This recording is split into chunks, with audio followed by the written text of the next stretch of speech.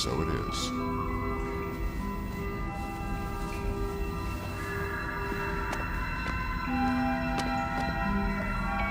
Got a light? Sure.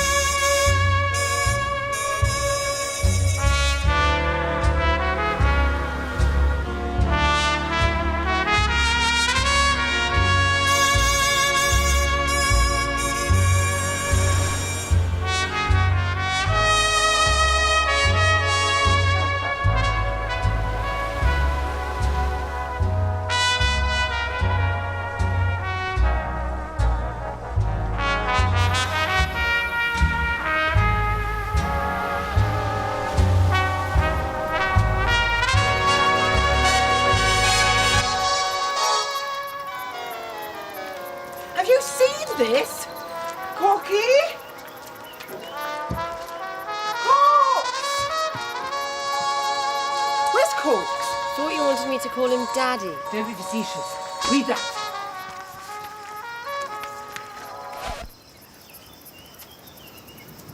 Some woman who was poor is now rich. What of it? Catherine Gray! She's my cousin, my first cousin. Never heard of her. No, well, we never had a tremendous amount in common. Why can't someone die and leave me £500,000? I'd spend it properly.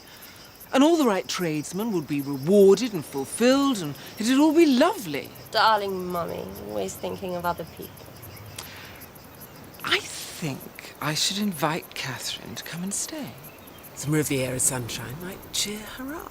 Anyone asks me what I get from my mother, and I'll say shamelessness. Pull your weight, darling, or that really will be all you get. Morning, mate. Take your bags. Thank you, madam.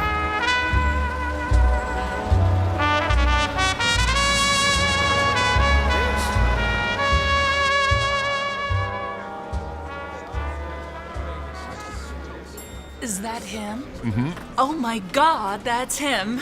Monsieur Poirot? I'm really going to faint. My daughter, you see, is a tremendous fan of yours. Merci.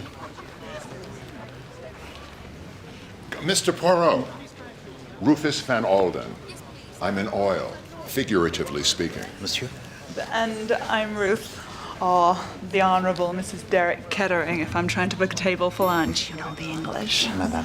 But I sincerely am a great admirer of your achievements. Oh.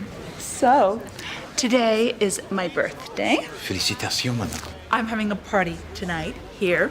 Say you'll come or the evening will be ruined. I'll kill myself. It'll be your fault. Alas, madame, tonight I am busy. Would you deny a girl a favor on her birthday? Please! You know it makes sense.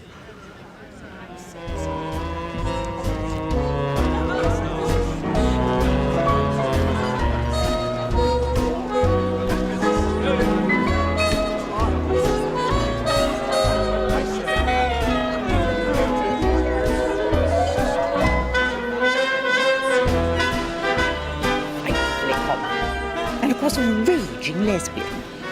But Americans are famously maladroit in their choice of wives. And look at Rufus Van Alden. Married some singer who promptly drank away her figure and what little brain she possessed. She clung on through the birth of the child, this one dancing, and then bolted home to Buenos Aires. Never heard of again.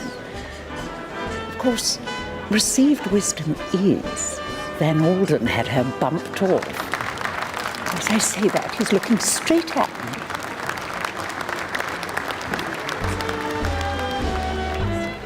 Madame?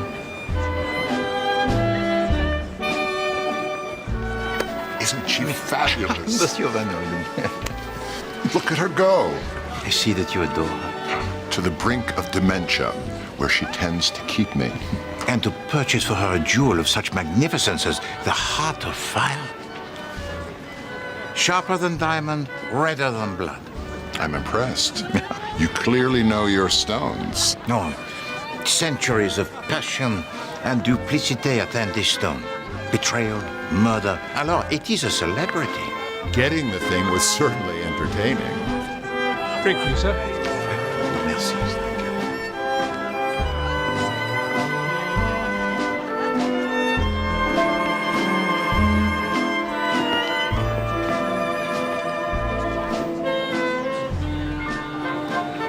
There is something about that gentleman that displeases you.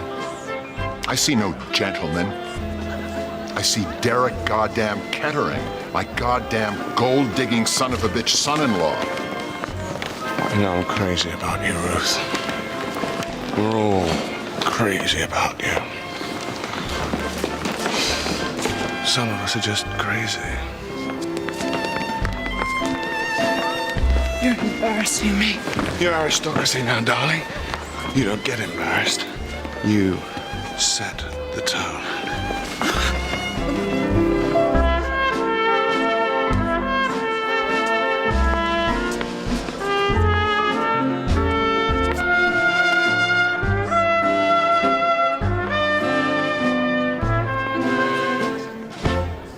Why do women do it, Poirot? Leave their damned brains in neutral when the bad guys start to sweet talk. Why couldn't she have married some straight up-and-down dullard who'd take care of her, for God's sake? Like Knighton. Knighton? My secretary, Major Knighton, this is Poirot. Monsieur Poirot, what a pleasure it is to meet you. And you, Major. Gentlemen, if you will excuse me. I called you dull, Knighton. I apologize. I was just trying to make a point. Oh, I've been called worse, sir. Usually by you.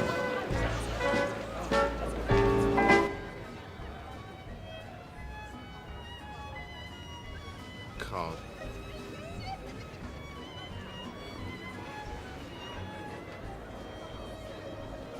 Card. Can't you hear me, damn you? Loud and clear, old boy. I'm just anxious on your behalf. You do owe me rather a lot of money.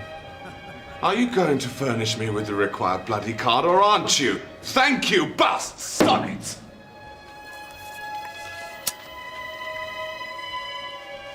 Another hand. It may be your style to kick a fellow when he's down, Kettering, but it isn't mine.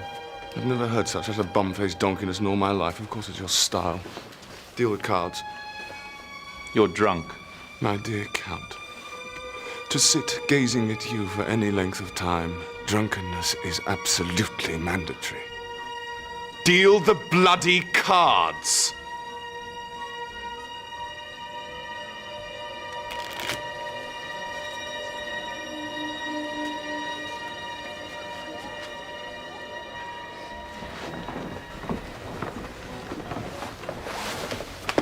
Merci. Merci.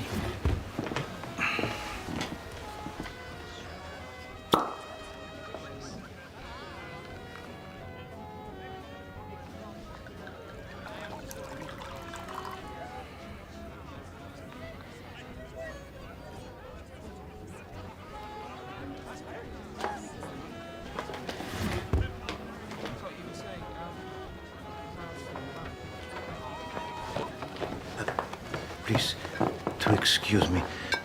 Mademoiselle, may I congratulate you on a choice most excellent of the Bourgogne? Whenever I dine here, I choose this. Oh.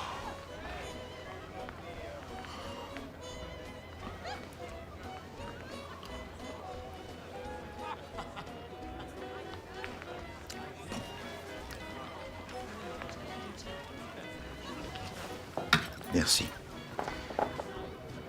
Please to forgive me, that was presumptuous in the extreme. Not at all. It's obvious that I'm grotesquely out of place here.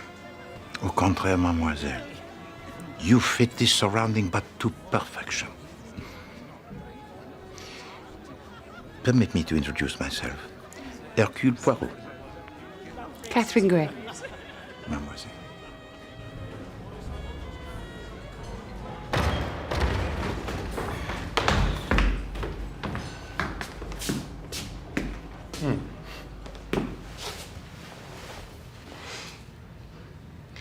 Well, this is nice. Derek, tomorrow morning my daughter's going to file for divorce. Is Ruth at all aware that this is what she's going to do? Because I'm not sure she'd be entirely thrilled. I'll pay you £100,000.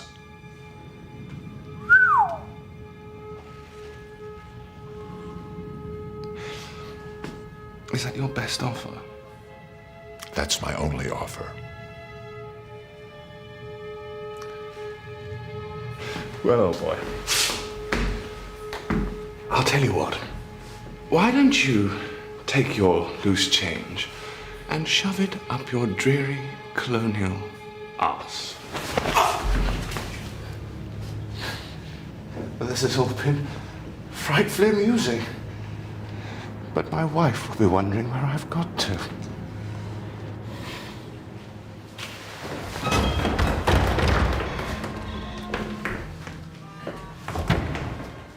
She's off to Nice, did you know? Might be an idea for me to tag along. Could perk up the old nuptials.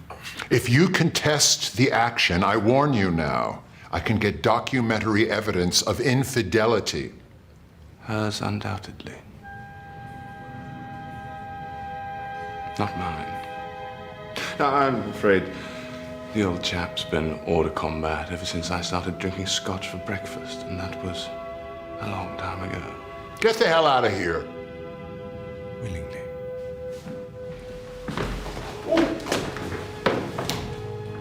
Marvelous party. One day, there I was in the back of beyond, looking after a cantankerous rich old lady. Next day, I'm one myself. No. I dispute all. But it is curious, monsieur, when someone who's never had much money, or never much cared, suddenly comes into a lot, and crowds of relatives one's never been particularly aware of all start being terrifically hospitable. No, you do yourself the grave disservice to say such a thing. I'm serious. Lady Tamplin, a cousin of mine I've met once, I think, in my adult life, has invited me to stay at her house in the Riviera. Oh. Hence all this. I thought I'd better have a day or two in London to mug up, wear a dress I didn't actually make myself.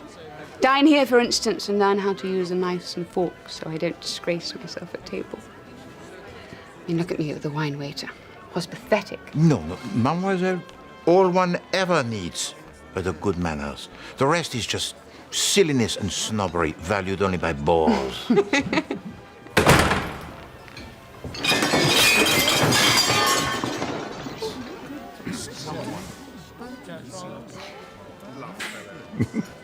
So you travel by what, the blue train? Oh, yes, I do, tomorrow. So do I? No! Mais oui. Oh, you know, it is beyond measure delightful, mademoiselle, that I may have en route the pleasure of your conversation. You can steer me through all the knives and forks. Well, I shall be your avuncular. Oh, yes. An avuncular. Oh, that's exactly what I need. Alors? Papa Poirot. He is at your disposal. Come on.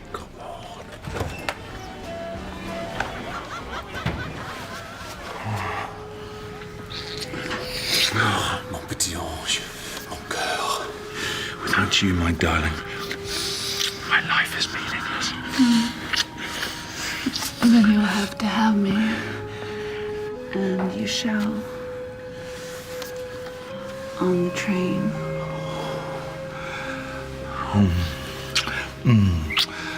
It shall be an honor to travel third class. But do not think that my passion will be sated by a single night in Nice. In Nice, you must find a way to escape, to be with me. No, not in Nice. Well, one understands, of course, that you retain some kind of withered stump of affection for your husband, but frankly... No, it's not Derek. It's someone else. Someone I have to meet on my own. Darling, don't look so stricken. You have no reason to be jealous.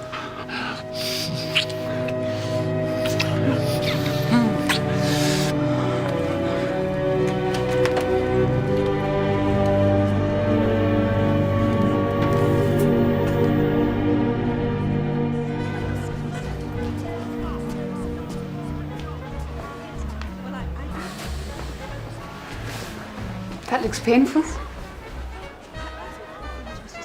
Should have seen the other chap.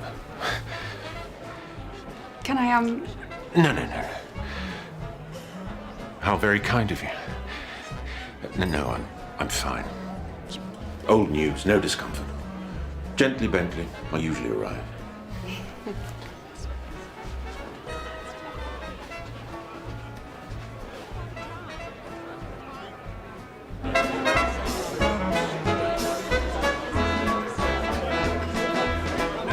Miss Mercy?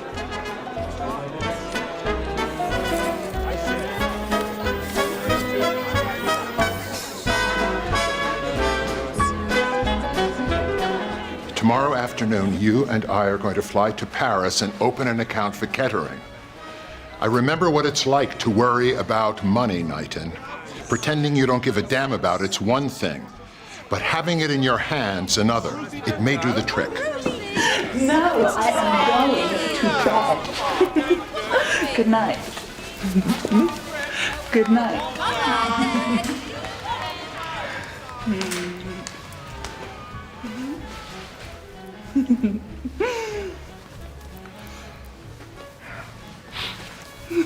Stoles being worn vertically this season. Good party, madam? Wonderful, thank you, Mason. Really wonderful, Daddy. Thank you so much. You're a wonderful girl. You're not taking this with you, are you? On the train? What do you think I am? Crazy? Never travel with anything you couldn't stand to lose. Who's been telling me that, I wonder, since I was 4 years old? I'll get my people to talk to Derek's lawyers. He has to go, honey. By the time you get back, it'll all be over. Sleep tight, little bear.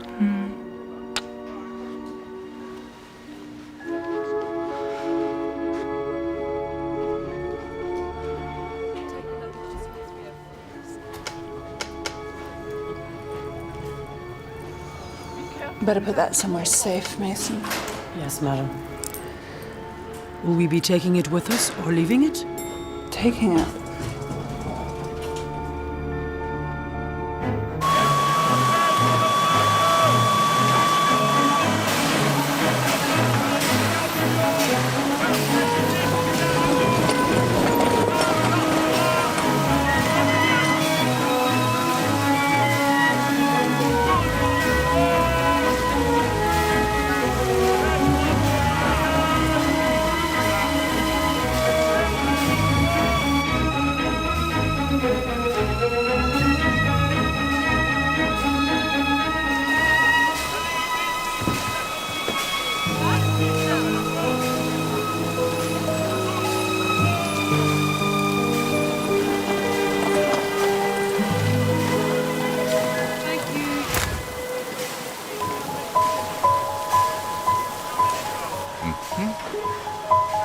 Anybody who is anybody.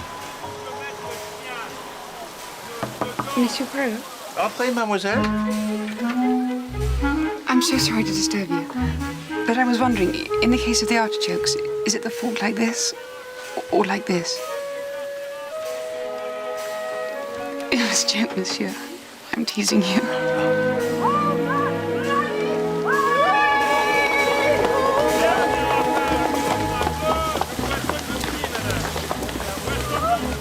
What extraordinary people there are in France. Well, I do not think that we shall be bored. Cases! Quickly! Tickets!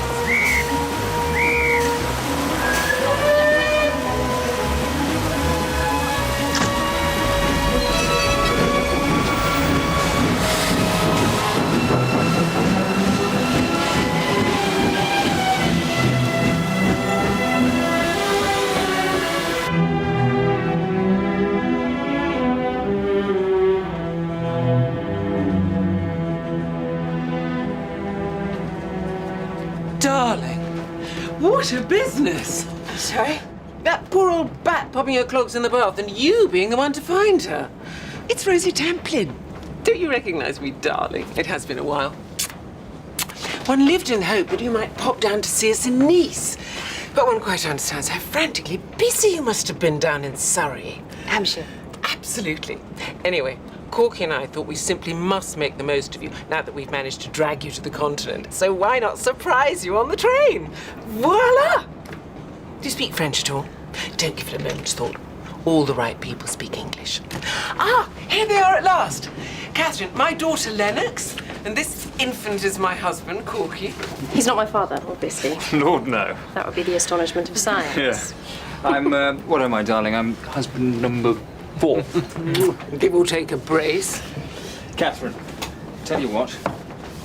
We're having an ease up in your honour tomorrow. A toot niece will be there. Should be a scream.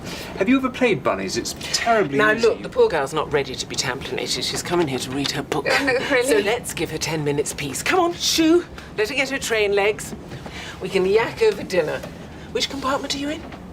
Number 7. Oh, excellent. Bang next door to Lennox. You two can have a good old chinwag through the wall, all the way to Nice. Come on, troops.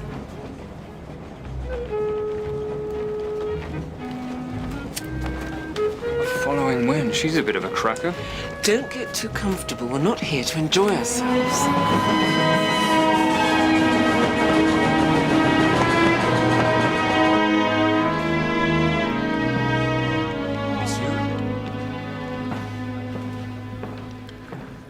Well,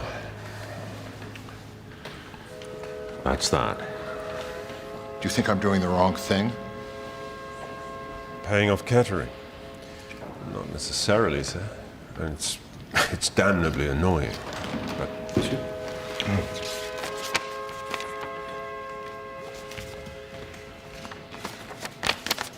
I need a long bath to wash this dirty business off of me. Then I'm going to go to sleep.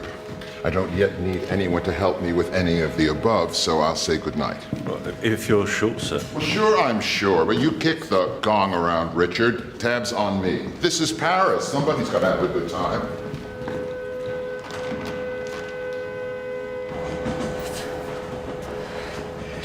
Excuse me, is the seat taken? Oh, I'm sorry. I was expecting someone. Well, as soon as you see him, holler, and I'll budge. I like to get my postcards written before the vacation starts, you know?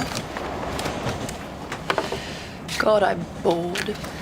Of course you're bored, darling. It's your hormones. Corky, why don't you go and find a little friend to play with?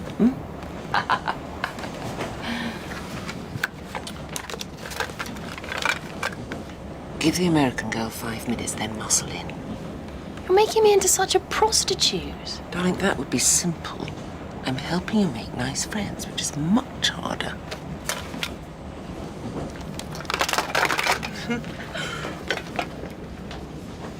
He's my man. I love him. And no, he is not my husband. Listen, I saw you coming out of number 7.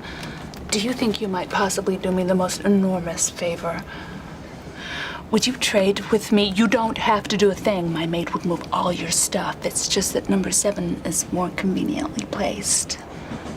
That end of the carriage, it's closer to him. I ask you this for love. Real love. Of course. I'm sure that'll be fine. Thank you. Thank God you're a woman of the world. Oh, steward. Miss Van Alden? Could you please give this to my maid? I know. The name does tend to just crash into the room and roll around like a grenade. Everybody wondering whether or not they can decently ask about my mother. I wasn't going to. Do I remember her and so forth? The truth, which I never tell the press, is no. I don't remember her at all. I close my eyes and think about her, and there's nothing, just a big empty space I've carried around my whole life.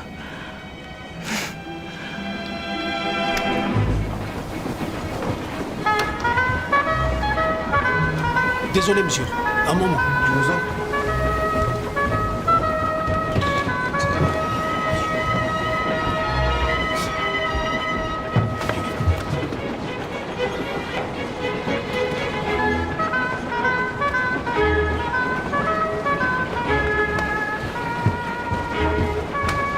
liked me. La voie est libre, monsieur. Excusez-moi. Merci.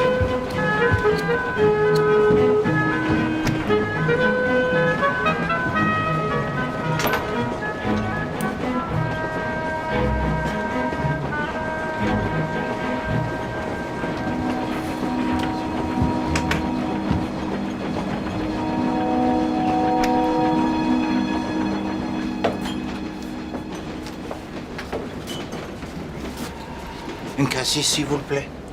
Merci. Monsieur Poirot. Madame? I didn't know you were on this train. Mais oui. And you're traveling with this lady? I have that honor. Oui. Then this must be your seat. Merci, madame.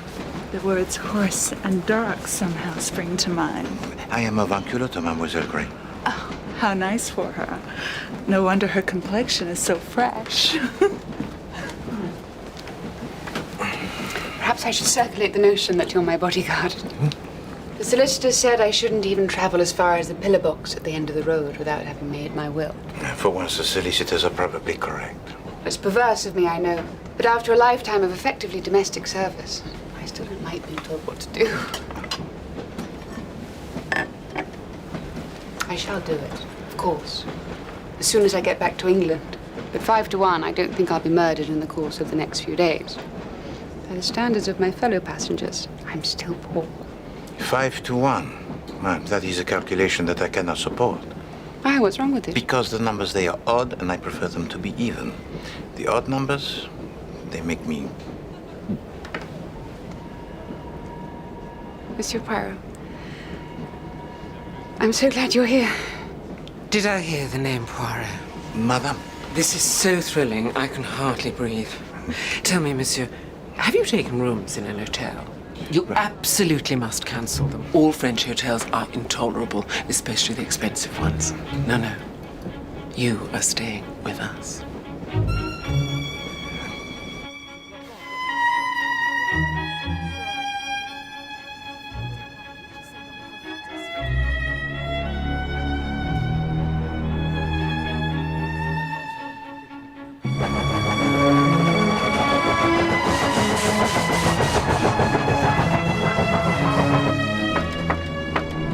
Just a minute. Mrs. Kettering says just Mr. Kettering heard.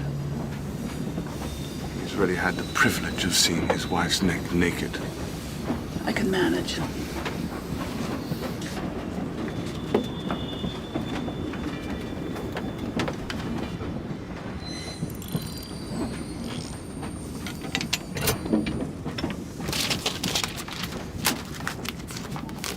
Well, that's why you're here, isn't it? Amazingly, no. I had an idea. I thought that free of your father and other benign influences, we might have a chance to patch things up. You really are a piece of work. But then I discovered that the benignest influence of them all is actually on the bloody train. Have a care, Ruthie. He's not what he seems. Yet another way in which he is remarkably unlike you. Laroche is a card sharp. He's a confidence trickster. I want a divorce. No, Ruthie. You don't. I want a divorce, Derek. And you know why? That scares the hell out of you. It makes you sick to your handmade boots because it's goodbye to the Yankee milch cow. Hello, bankruptcy. Well, I've never in my darkest hour thought of you as a cow. A horse, possibly, in a betting sense. So you better take what's going while you still can, huh? Actually, it's not enough. You are insufferable. I've never lied to you, Ruthie. Not once. Who is it? It is I, Hercule Poirot. Our table, it is prepared.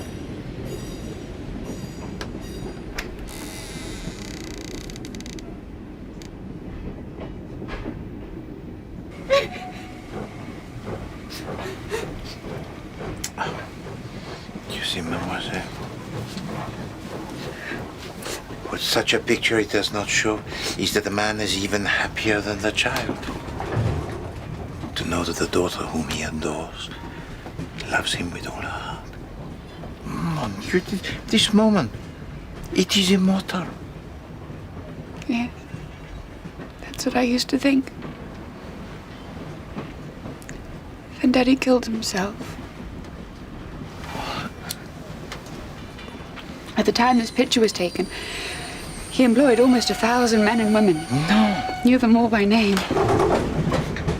When Van Elden Oil moved to buy him out, he agreed on the strict understanding that they would retain the entire workforce. Within a week of taking control, they sacked everybody. How can I look them in the eye, my father said. I've betrayed them all. Tonight when she was talking, I wanted my father so much I thought I was going to die. Oh, where are we? We seem to keep stopping and starting. Well, at the moment we travel around Paris on the ceinture. The suburbs through which we must creep. It is frustratingly slow. I think I might give the knives and forks a miss tonight.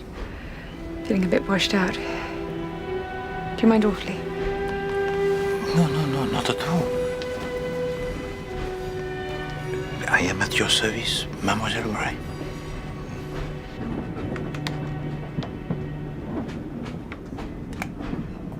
Très bien, Miss Van Elden. I love chef prepare a late supper for you to take in your compartment. 10 o'clock, madame.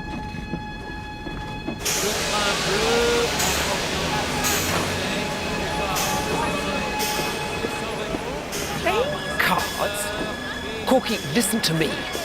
If you don't show for dinner, that is time wasted. I mean, Bonnie, a bloke's got to be free to play a game of cards. I don't think you fully appreciate the gravity of the situation. I appreciate the hell out of it, old girl. I'm... what?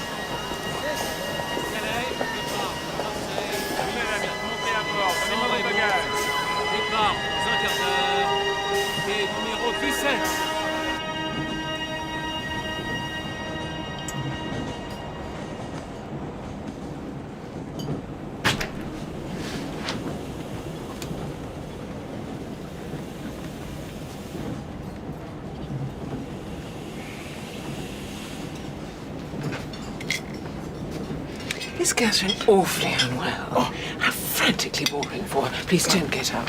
Just wish her a good night's sleep from all of us.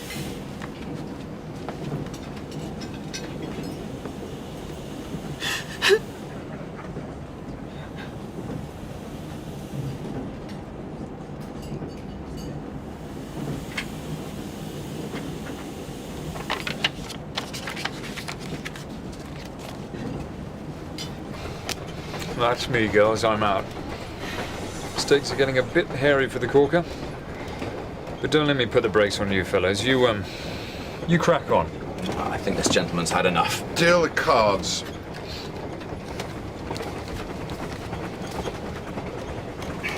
Measure me demande. How, when the cards fall cruelly for Mr. Kettering yet again, will he possibly be able to pay me?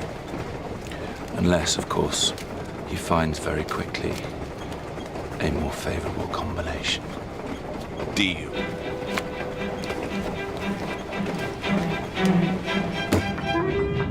Miss Van Elden.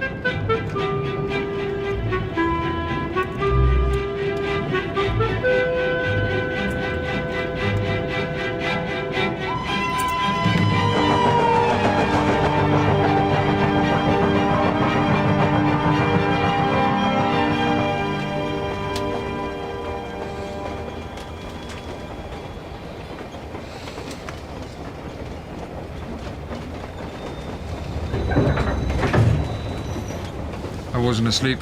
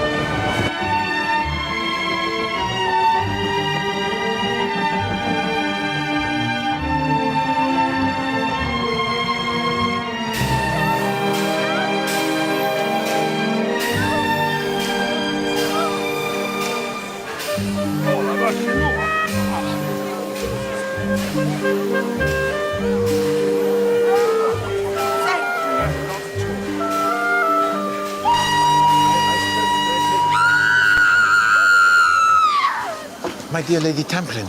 Don't. I think I'm going to be sick. Whatever is the matter, Lady Tamplin? Oh, God, Catherine. What has happened to Mademoiselle Grey? She... Oh, my God. I shouldn't have to look at all that blood.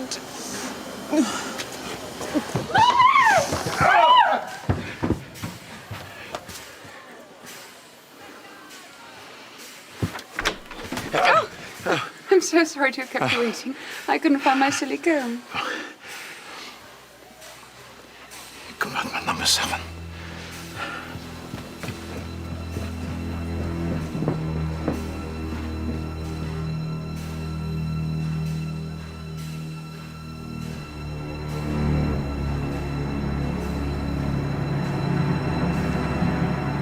Miss Van Helden, sir. But who can tell, mon ami? Who can tell?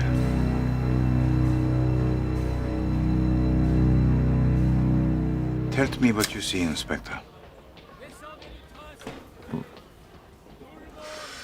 Bottle of champagne, smashed. Mirror, smashed. The strong box has been opened, not forced. Whatever was hanging from that necklace is now gone. The heart of fire.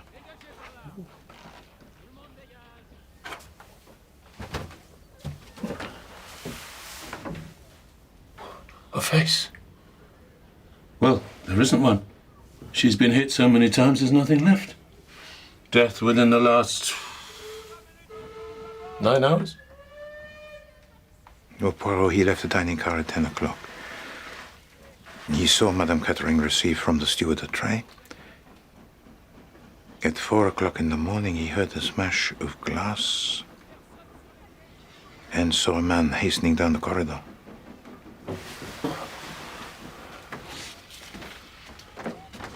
Renvoyez le garçon de cabine. I think she had a man in here. The woman had a servant of some description. A maid, but she is gone. Missing jewels, missing maid. Well, she left the train at Paris with the Gare de Lyon. To clear the way for Loverboy, yes? Coffee. The brain doesn't work without coffee.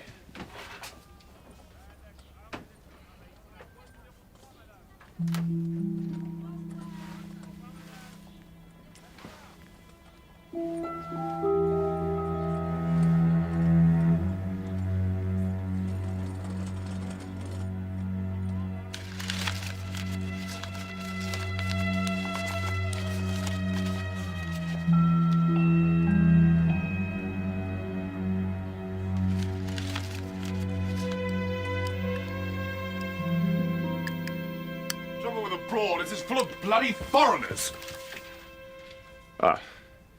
Sorry to despoil communion with Mecca and all that, but I'm looking for a copper. Do you speak English?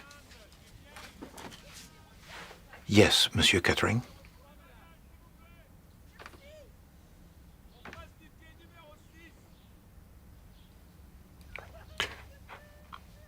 Who is that under there?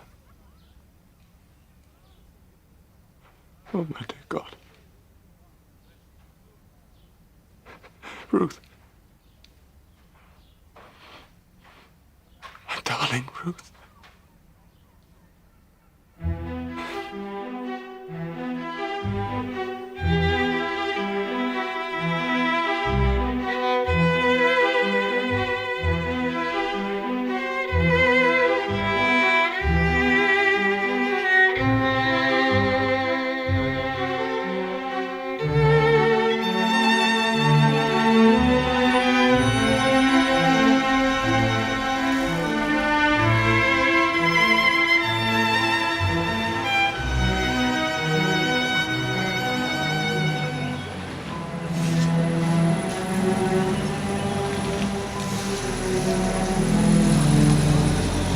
Dreadful thing this is. Did you know the woman? No. I mean... No, not really, no. Monsieur?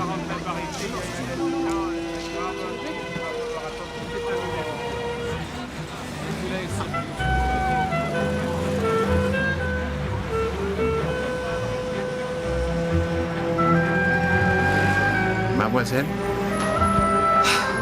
What we all need is a bloody stiff drink. Here, I'll get the mocha. No, if you please. If you please. I'm afraid the drink, it will have to wait. The inspector wishes all passengers to remain here for interview. Oh, what rot. Fellow can wish all he likes. We're British citizens. Isn't there something in the passport about His Majesty requests and requires we don't have to fanny about with foreign policemen? No. Oh, God. How grim.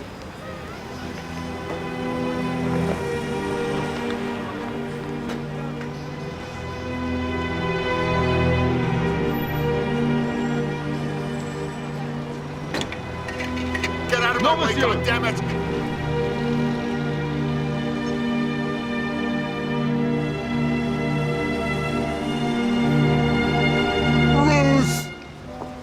Non, monsieur, non. Calmez-vous, monsieur.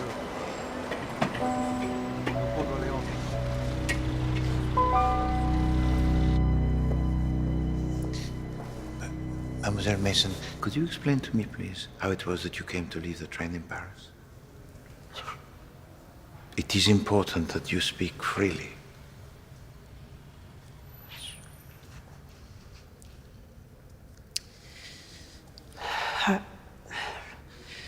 I was dressing Madam for dinner when there was a knock on the door and she says, wait. But the door opens and it's Mr. Kettering. So I went off and made myself scarce and booked a table for dinner and when I came back, the door was locked. And I could hear Madam speaking French to someone, and I thought, well, who's that then? Because Mr. Kettering doesn't speak French. And then she puts her head round the door and she says, change of plan, Mason. Get a taxi to the Georges V and I'll send you a wire telling you what to do. I knew something wasn't right, Mr. Vian. I tried to call you, but they couldn't find you. It's okay, Mason. You did your best. Thank you, mademoiselle. That will be all.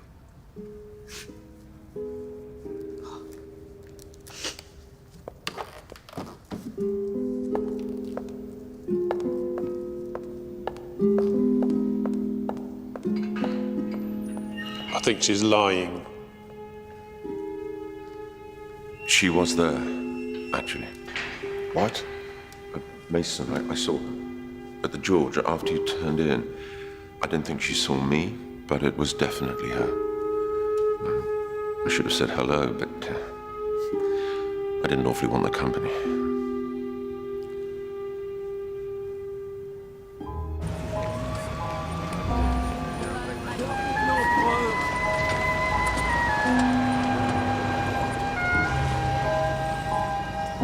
Oui, monsieur, on vous demande à l'intérieur.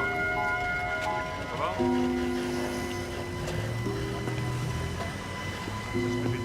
Toujours aussi raffinée et douce.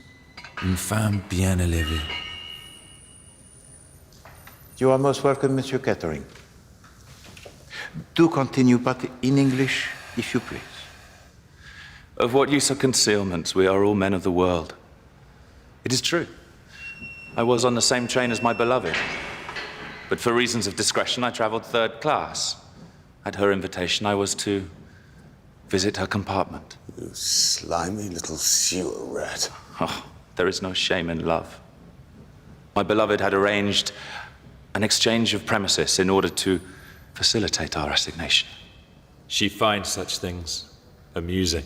Yes, if I could just interrupt proceedings for a minute. I've got something I've been meaning to give you, Laroche. Yes. Here we go. Animal! You could have given me a black eye. Match your fingernails and your heart. Gentlemen, do you want the inspector to put you in the cells? You hear the way he speaks about my wife? Possessing her. You had her alive. You will not have her dead!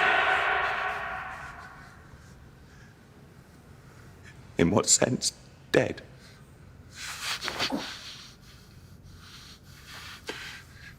In the sense that someone has smashed her face in with a hammer. I thought you were investigating a theft. Is that really what you thought? You crook. You'd have the nipple off your mother's tip. How could I possibly have stolen anything, you imbecile, when I spent the entire evening marinating in your company? But this is true? You were together all of the time?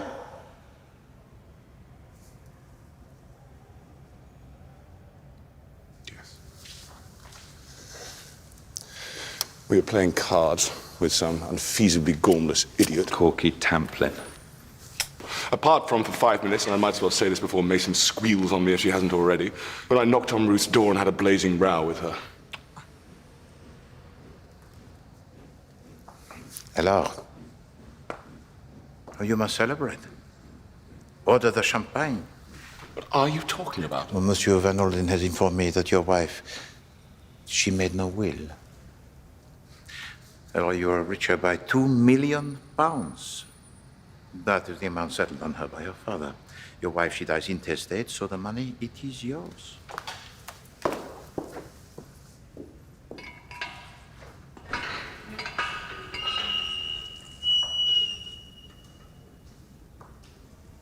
Je vous félicite.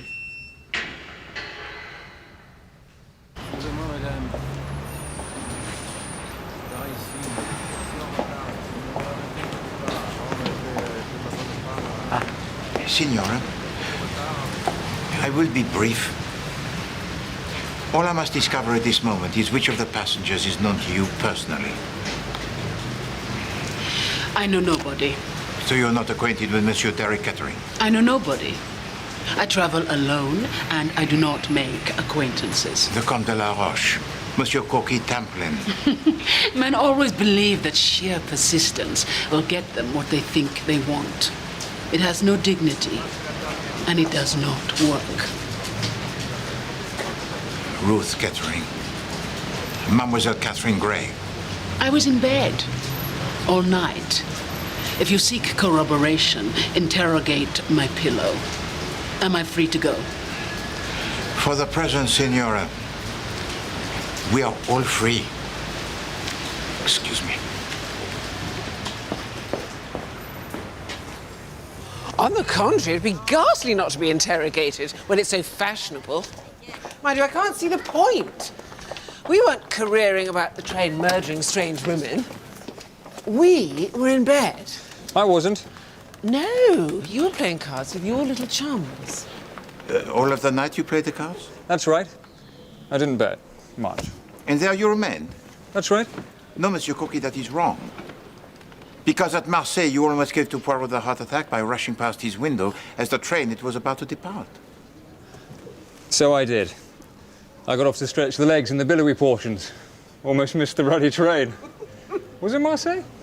It was. Right. Well, I wouldn't set much store by information emanating from me. Famously stuck for grey matter, eh? Everyone knows that Corky's got a few pages glued together. But it was also at Marseille that the murder was committed.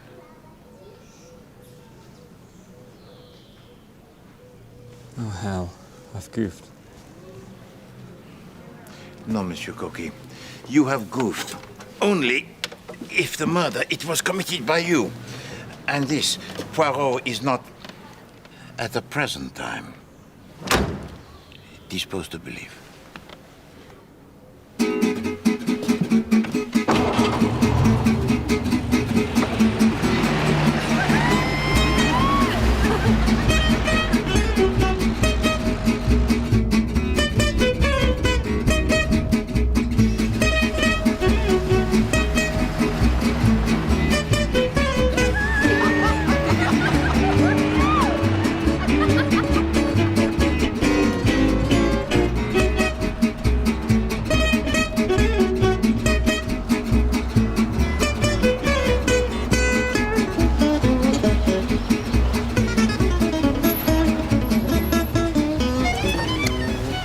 Goodness, Rosamond, what a glorious place.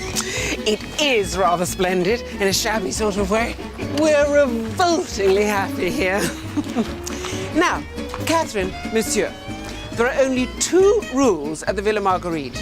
You shall be comfortable, and you shall not be hungry. Or thirsty, by God. That is most kind, monsieur. Would it be possible for me to use the telephone? I have one more person to question. Open up, corks. Chop, chop. Mr. P wants the blower. Ah, merci. Monsieur Van Olden, you knew that I wished to interview you, and yet you disappeared. I was upset. I apologize. What do you want to know? You flew to Nice from Paris? Yes. Why? It was a surprise. For whom? For my daughter. Spur of the moment.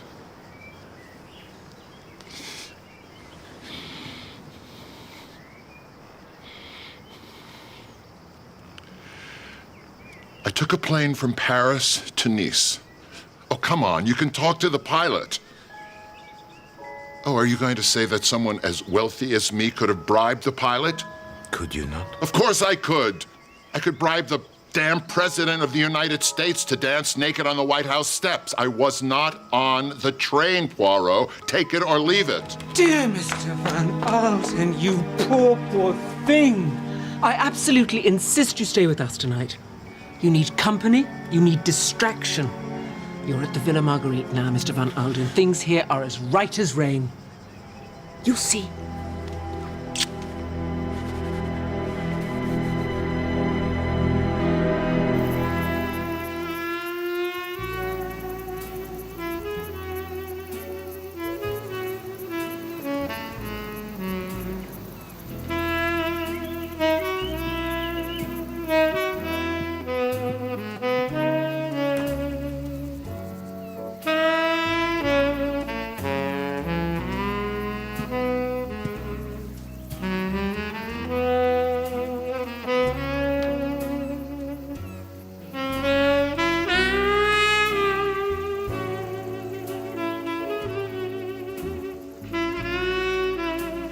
Can you tell I'm wearing suspenders under this? Yes. Excellent.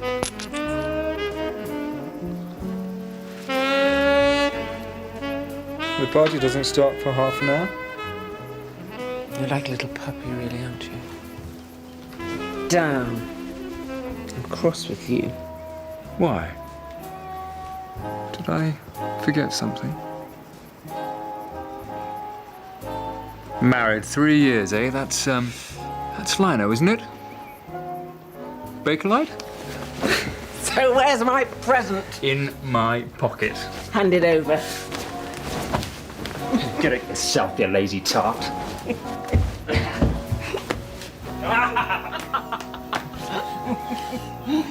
Better be something down here apart from the usual nonsense.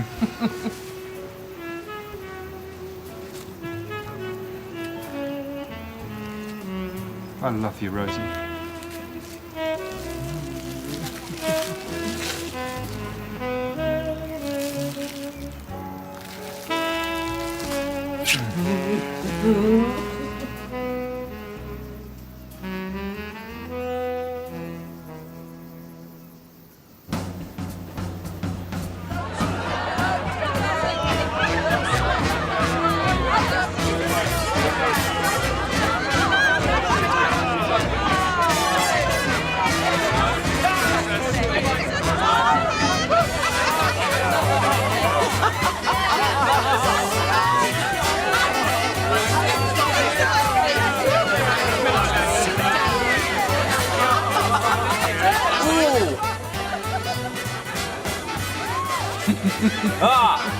Here, Poirot.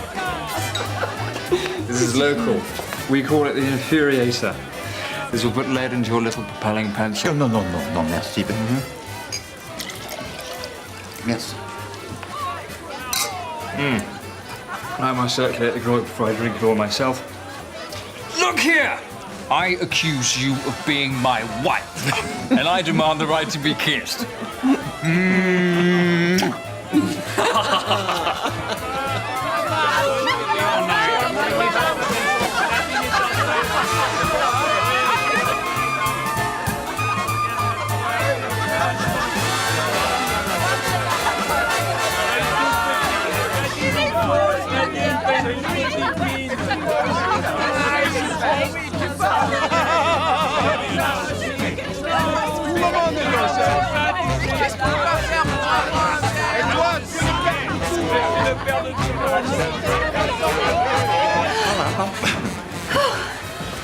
Oh, clever Corky.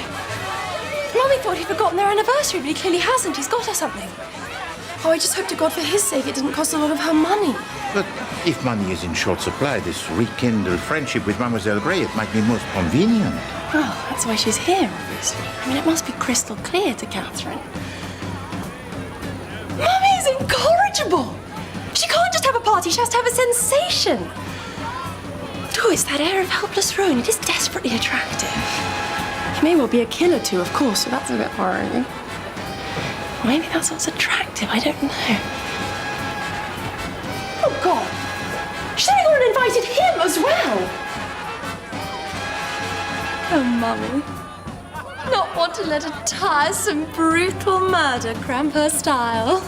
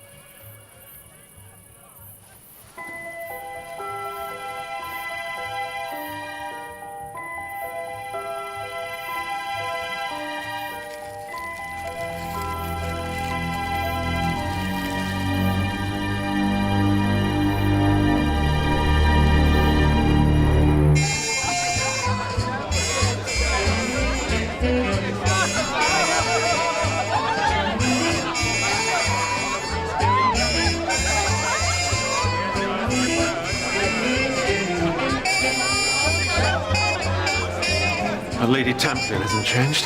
We clearly know each other.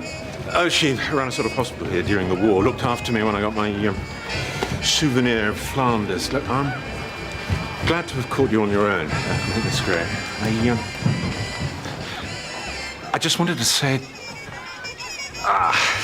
actually, I haven't got the faintest idea what I wanted to say. Some sort of half-baked offer to be of service. That's very kind of you. It's perfectly tedious. I mean, you're eminently capable. No, really. It's very generous of you to be concerned for me after this awful thing has happened. I appreciate it. Oh, God, Major. Oh, I'm so sorry. Oh, God, they're all gone now.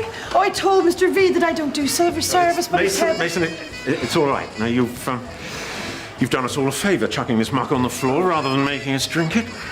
Doesn't matter. Look after Mr. Van Alden for me. Much more important. See if there's anything he needs. Off you go.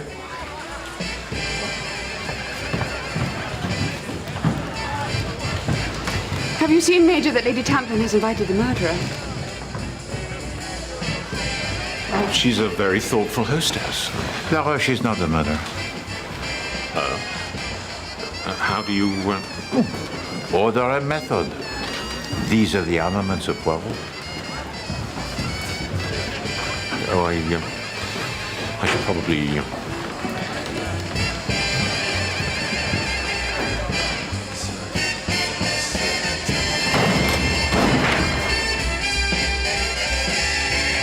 Et enfin, ça commence. The bell tolls. But for whom?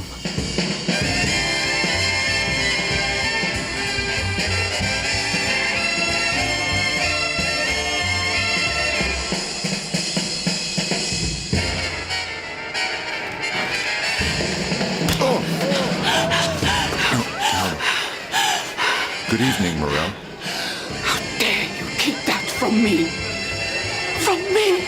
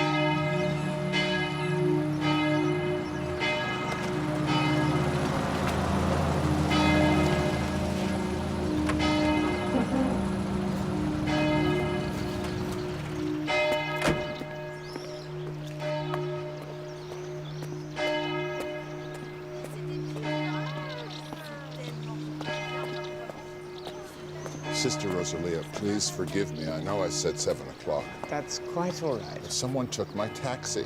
Yes, your representative. He warned us that you would be a little late. My representative.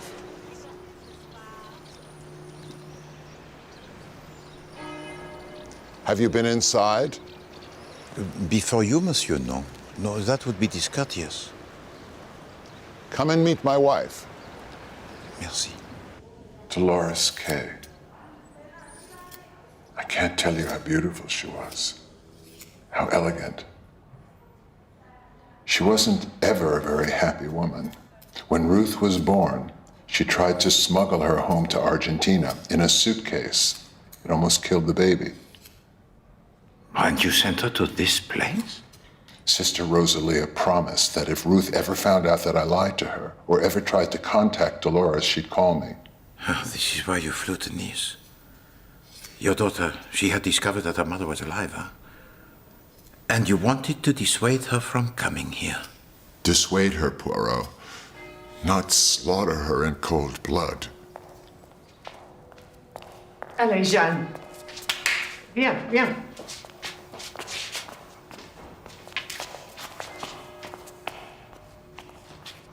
We don't have scissors, do we? Please, Sister Dolores. There's a good girl.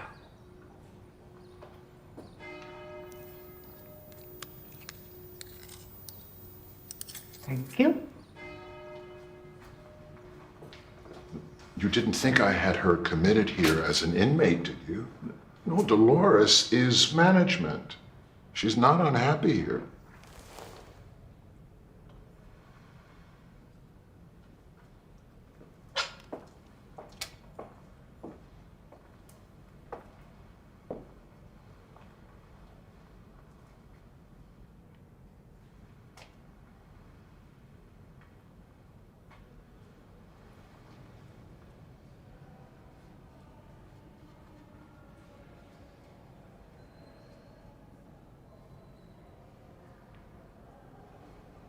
She came to me.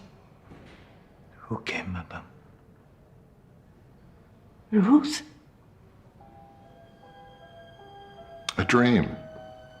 A dream. She dreams all day. She brought me flowers.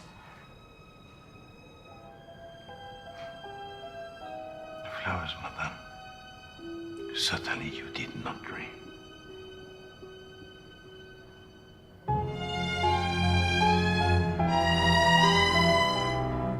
Well, what we actually have is a faceless corpse. So... All right, what if? She faked it. The daughter faked her own death to punish Papa. Or to escape her husband. I don't know. Both. Then she would be the murderer.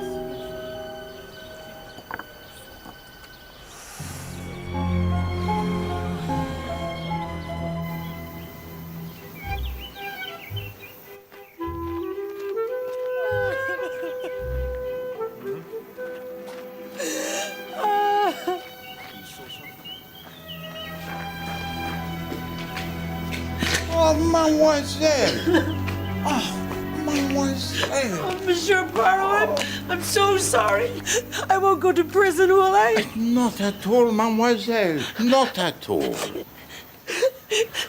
Mason thinks she's remembered something. I don't think. I have. My dear Mademoiselle Mason, what is it that you recall?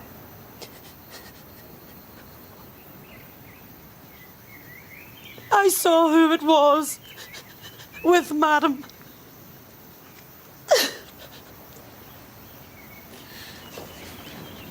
This is most important, mademoiselle. You are absolutely certain. Yes. Yes. It was him. It was him, all right, in the compartment. It was Mr. Kettering. That's it. Find the bastard and tell him he's arrested. Monsieur Van Alden, if I might have a moment? No! God damn it, Poirot, I've had it with your moments. We have a witness who says she saw Kettering in my daughter's compartment. I want the son of a bitch locked up.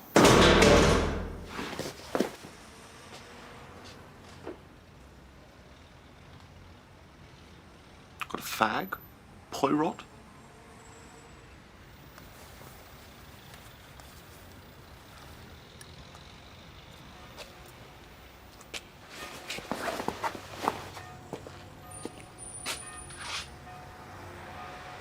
A couple of doofers, if that's all right.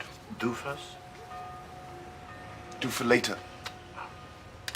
Each time we meet, Monsieur Kettering, I learn something useful.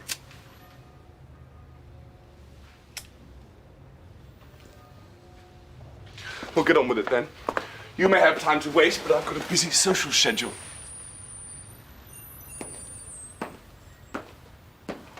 You went to the compartment of your wife? Yes, old bean. I told you that. To steer the heart of fire? No. But you've got a head of steam up, so press on. Well, the strongbox, it was not forced. Who knew of the combination? Don't know, wasn't one of them. No. But you thought you could extract the code from your wife, did you not? But you failed. Later, you returned drunk and desperate to settle your debt to La Roche. You then compelled your wife, Ruth, to open the box. And killed her because? I feel my motive's getting a weeny bit congested here. The theft complete. You battered your wife to death because she refused your sexual advances.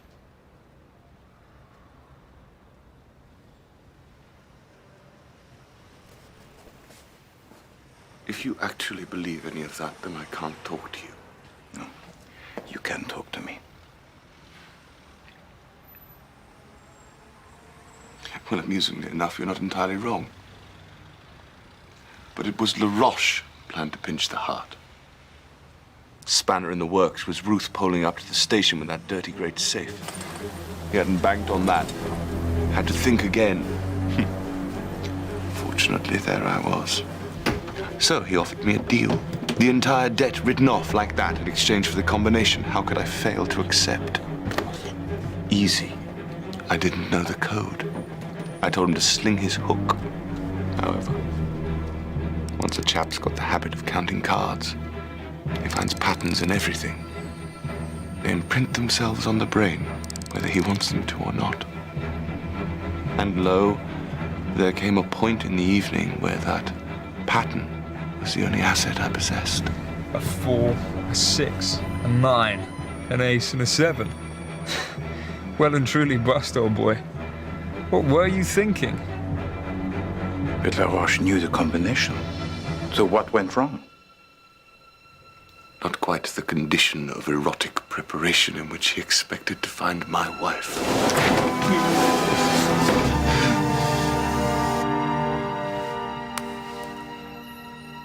I was numb.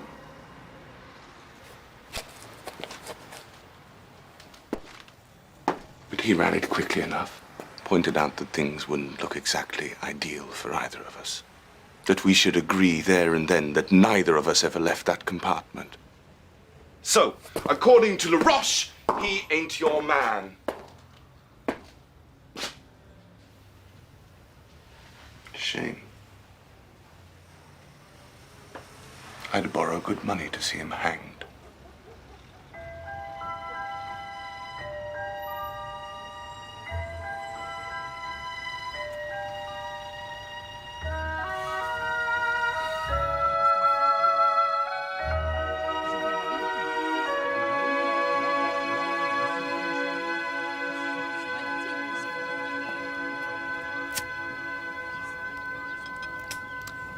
Mislaid in the compartment of Madame Kettering. May Poirot sit, Signora? He wishes to tell to you a little story. I despise fiction. Yeah, but this little story, it is true. It is about Monsieur Rufus Van Alden, a man of authority, accustomed to acquiring whatever he wants, whenever he wants it. But he is not able to secure the divorce of his daughter Ruth without the evidence of the adultery of his son-in-law, Monsieur Derek Kettering. Alors he learns that his son-in-law plans to join his daughter Ruth on the blue train. I don't know any of these people. And you know he does a thing most extraordinary. he sends his lover on the train also, to offer herself to Monsieur Derek Kettering. Ignite me. Mais quel cauchemar. The plan, it fails, huh? Monsieur Kettering proves immune to her powerful charms because he has a secret that nobody else knows. He loves his wife. C'est ça.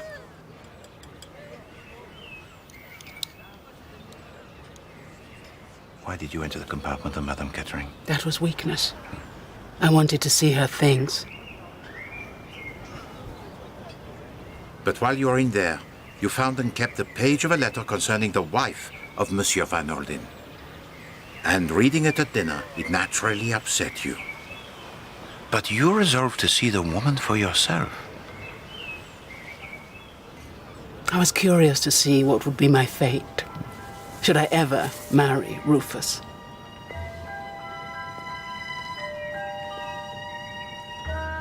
She was convinced that I was her daughter.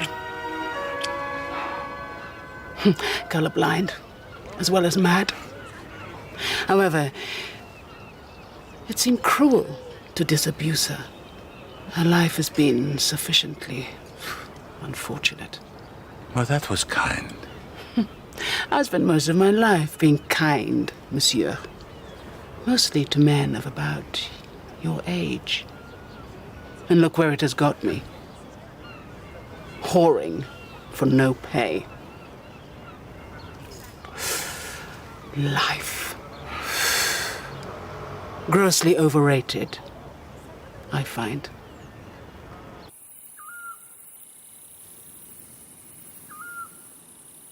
This is fun. What? Cleaning your teeth? No, having you here. You should come back when all this nonsense is sorted out. The police. Mummy trying to hoodoo you into believing she's your best friend so she can touch you for a few quid. Lennox? She's my mother. I love her. I'm allowed to point out the obvious. I'm just saying you should come back at a less hectic time.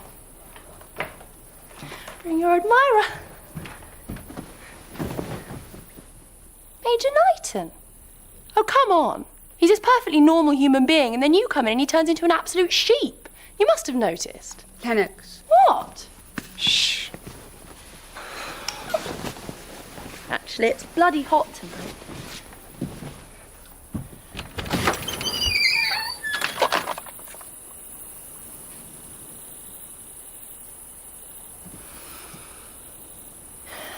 That's better.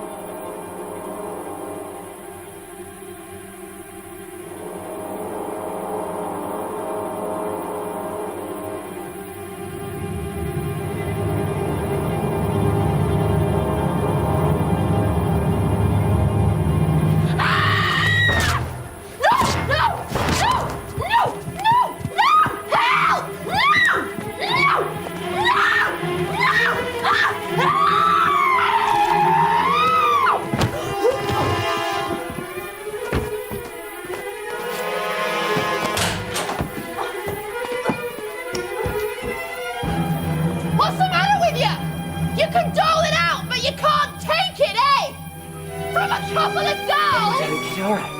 It's all right. Sit down. You are safe now.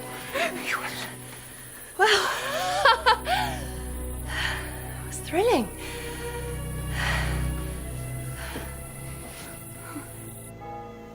I'm so sorry. It's all right. There's really no need for me to be lying in bed. I feel fine.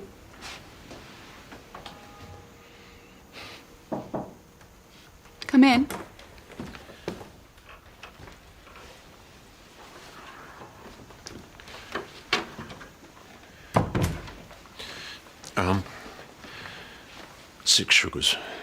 Absolutely disgusting, of course, but it's good for, you know. Thank you. And, How lovely.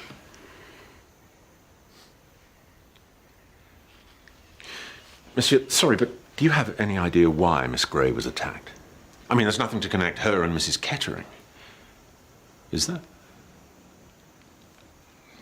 There is the possibility, most dreadful,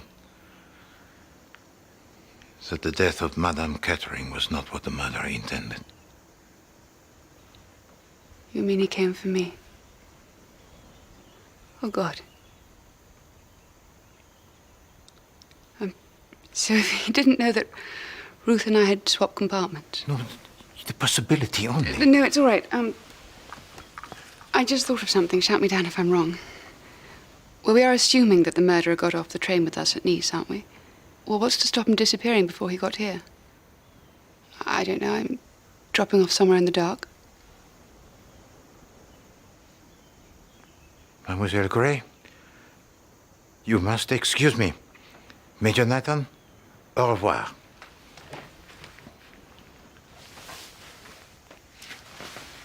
I am become overcautious. Mademoiselle Grey, she will explain. Excuse me.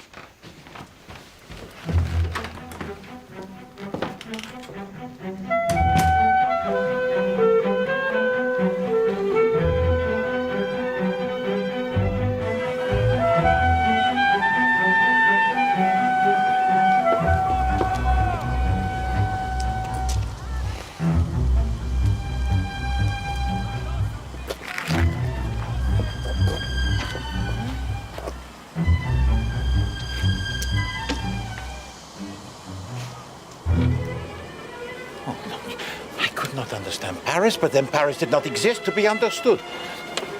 You know, in the concealment of a crime, it is a phenomenon most curious when one fact, it supports another fact, and neither of them are facts at all.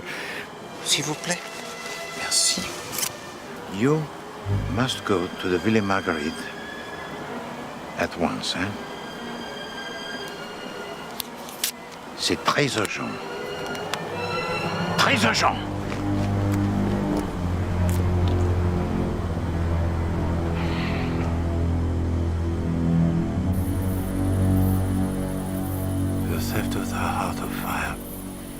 The murder of Madame Ruth Kettering. The attempted murder of Mademoiselle Catherine Grey.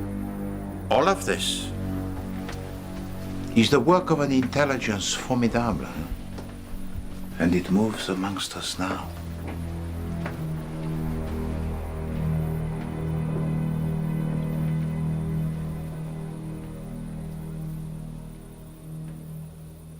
Signora Malassi, you are 40 years of age.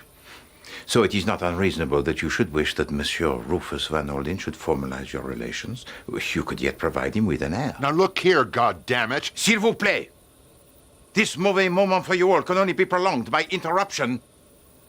I advise against it. And yet he makes no move to do so. Because he already has an heiress.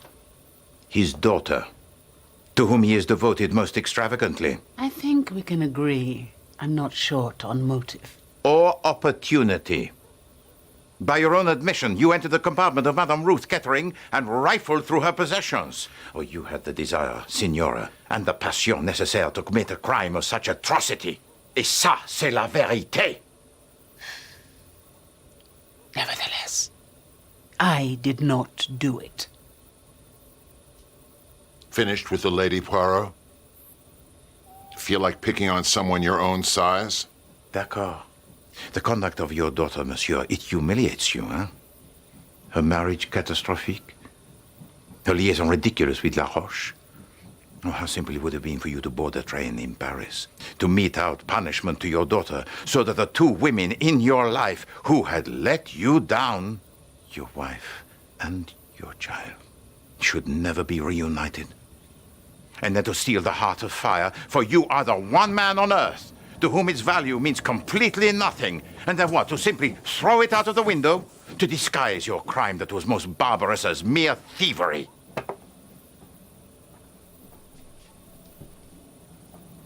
Will you please stop buggering about and just say which one of us is the bad egg? God's sake, man, we all know it was me. Then how did you manage to attack me? You were locked up. It wasn't you, and we know it wasn't you. So will you stop showing off and let Monsieur Poirot finish what he has to say? I turn. Forgive me, Mademoiselle Gray. You told to Poirot the story most tragic of your childhood, huh? And of the man whose empire most evil trampled into the grave your father, Monsieur Rufus Van Orden. But you could never make him know the agony of the loss that you have known, because he has no father. But he has a daughter. That's enough, monsieur. We appreciate the democratic nature of the exercise. We all get a pasting. But Miss Gray clearly didn't attack herself. And I think you should desist. The gallant Major Knighton, whose loyalty knows no bounds. Not strictly true, monsieur. I'm not really in the business of slaughtering my employer's offspring. On anybody's orders. You know, on the principle that the least likely suspect is most probably guilty, your stock is high. He was at the hotel in Paris. But of course.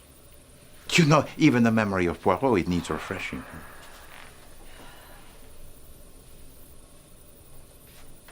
Lady Templin, our consummate hostess. Alas for you that you are embarrassed financially. How dare you? Is it possible that you dispatched the wrong woman? What are you drivelling about? Oh, surely you meant to kill Mademoiselle Catherine Gray. Oh, should she die before her return to England to make a will, you would be the rightful inheritor of the estate. Rot! And bloody cheeky, if you don't mind my saying so. And Mademoiselle Lennox, instructed by your mother to make the great friendship with Mademoiselle Gray. You also... We're broke. And yet you travel in the Pullman car of the Blue Train. The bill for that is on my desk. Can't pay it. Royally buggered. But I was planning to touch her for a cheque, monsieur. Not murder her for her inheritance. Does this make things awkward between us? Oh, no, not at all. Oh, I am glad. You're really rather fun. I wouldn't want you to feel you couldn't come again. Ça suffit!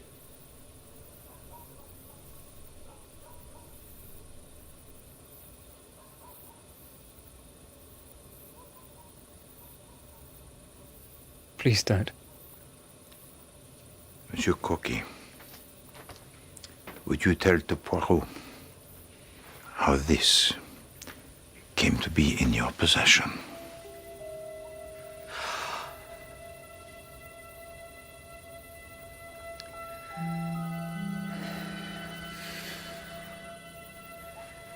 I skipped off the train for a fresh bulb. I was just about to get back on when, blow me, there it was, just sitting there on the rail, all sparkly. I mean, if the train had gone off again, it would have been smashed to pieces, so I reached down and I got it. And you gave it to me? I thought it was lovely. I thought you'd like it. You did like it. But, darling, even you, in your indestructible innocence, must have wondered what it was doing there. No? You didn't ask yourself? Oh, Corky, I do love you, but you are hopeless. It's a fake. I can smell a phony through a brick wall. This isn't the heart of fire. It's a copy. Justement. The replica. Enfin.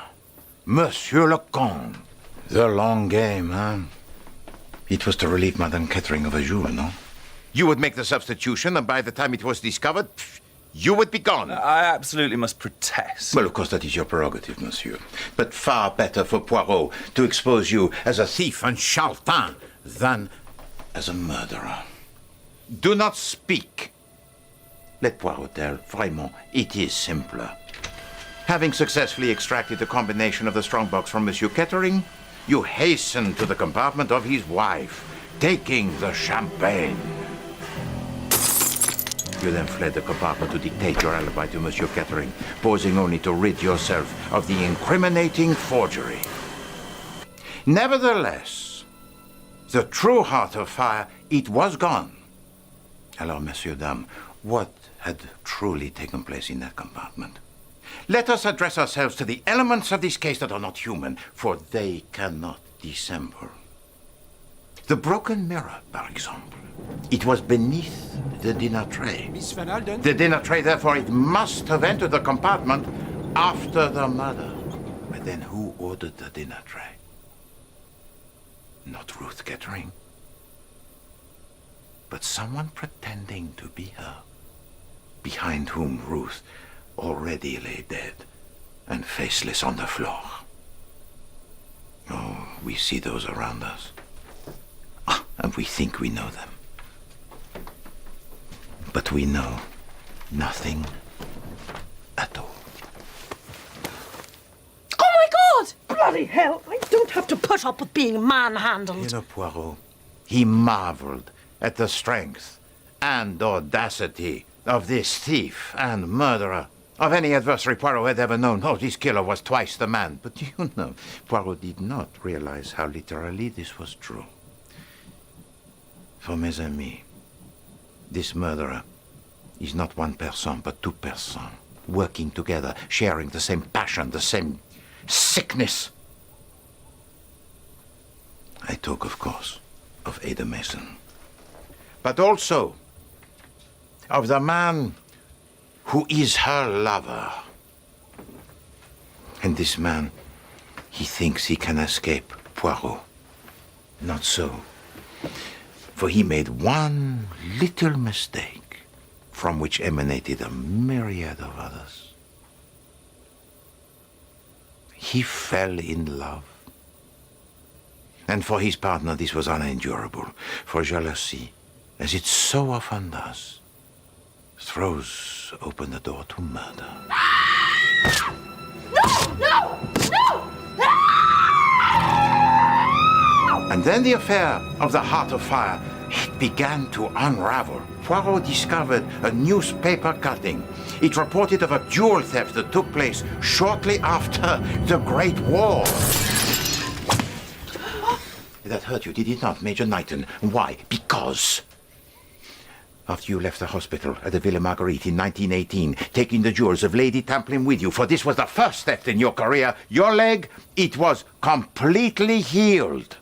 But this you told to no one, because then, as now, the misplaced sympathy and trust of others, it delights you. And so you charm your way to sit at the right hand of Monsieur Rufus Van Olden.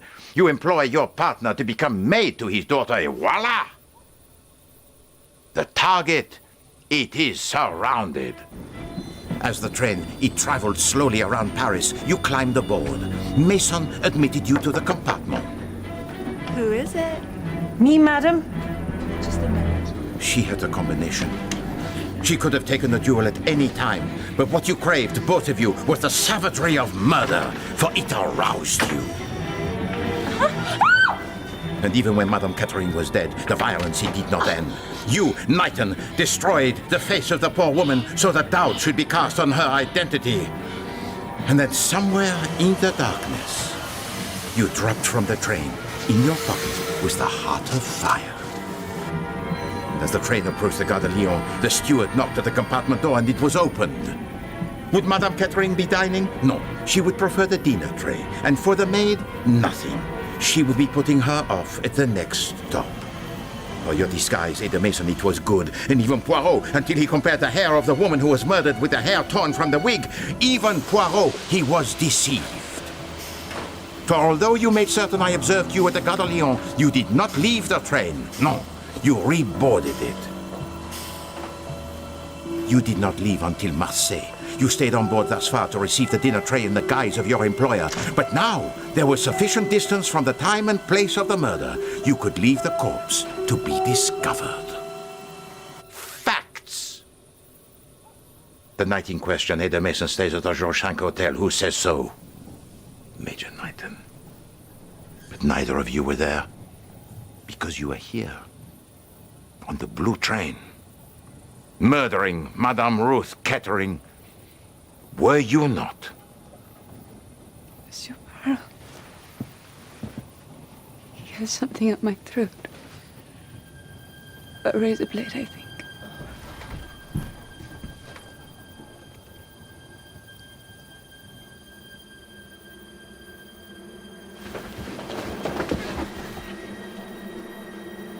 leaving now.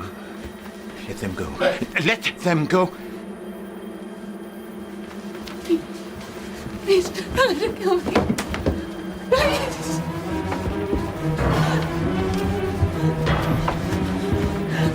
No closer!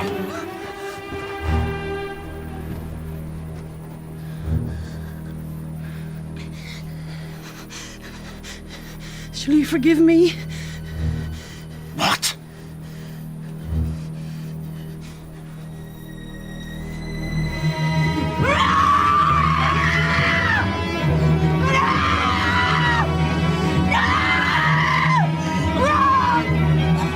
Kill her! Kill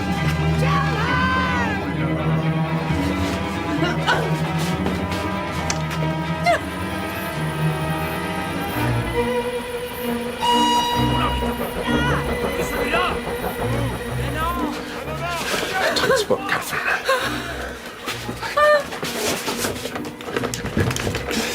But I've known worse. Nathan! Nathan! Nathan! Nathan! Let her go. The greatest jewel thief in living memory. By all means. But do not be the mere lunatic.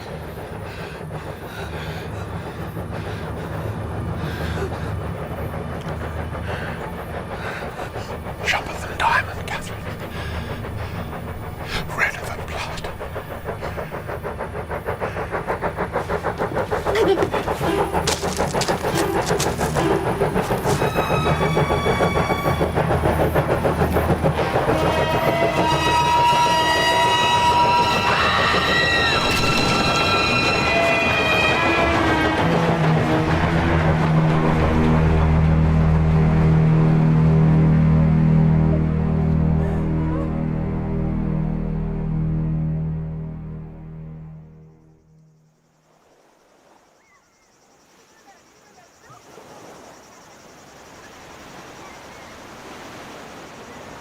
Monsieur Poirot. Mademoiselle Gray. Well, you leave the Riviera. I think it's probably time. But when do you depart? Oh, the train doesn't go until this afternoon. Eh bien, immédiatement, Poirot will go and pack his meager possessions and join you. Actually, I'm not planning to go back to London just yet. It's peculiar, really, given everything that's happened, but I've discovered I rather like travel, so I'm going to keep going a bit. Yeah, but of course. I'm going to go to Vienna and picking up the Orient Express. The idea thrills me, but I expect you've been on it millions of times. Not once. But I must. You've been so very kind to me, monsieur. You're a very dear man. First class avuncular.